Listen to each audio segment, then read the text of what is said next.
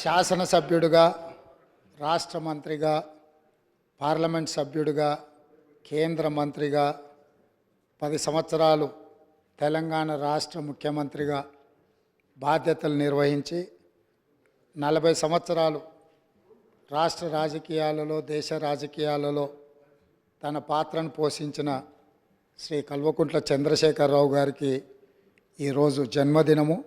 వారికి కాంగ్రెస్ పార్టీ పక్షాన జన్మదిన శుభాకాంక్షలు తెలియజేస్తున్నా.